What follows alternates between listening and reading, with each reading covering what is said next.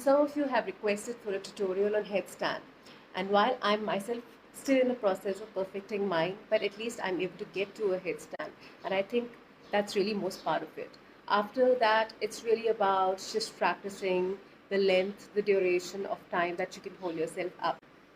So basically, before you even try a headstand, please do work on your core and your back. Your lower back and your core have to be strong, and you should be able to understand the whole concept of engaging your core when you're doing something.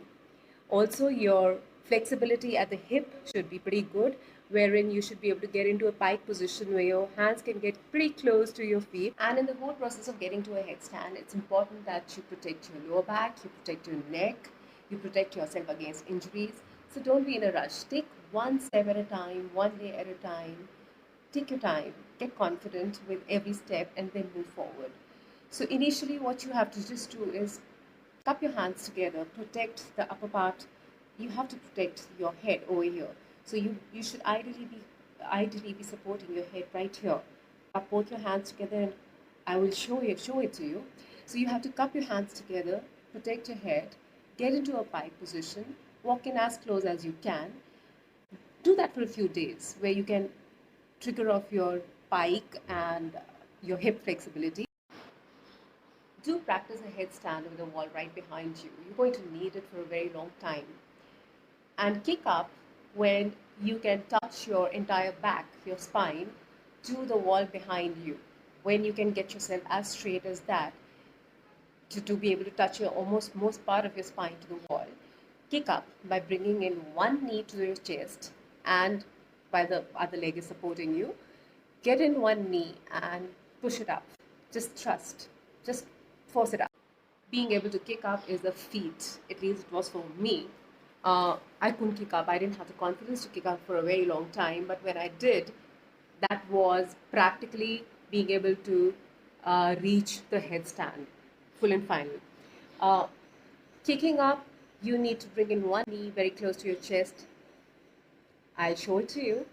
Kick it up, and when you kick up both your legs and let the other leg follow your leg.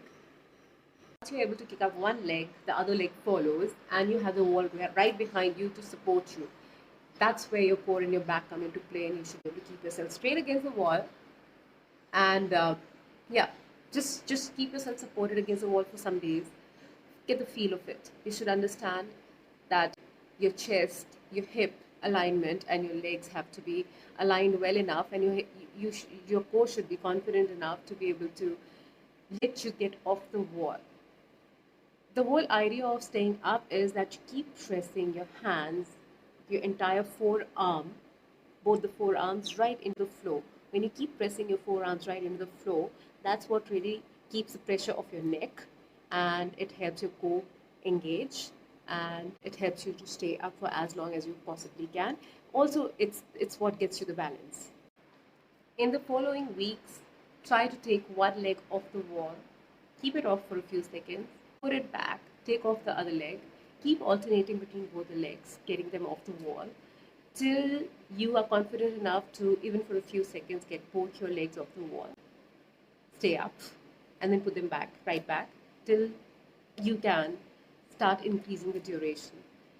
After a few weeks that you've practiced, maybe just inch away from the wall by a couple of hands, maybe your feet, and that's the whole idea. Being able to get to a headstand confidently enough, not needing the wall behind you, and when you don't need a wall behind you anymore, that's when you have accomplished your headstand. I'm getting there too, but I'm pretty much inching away now. So let's go.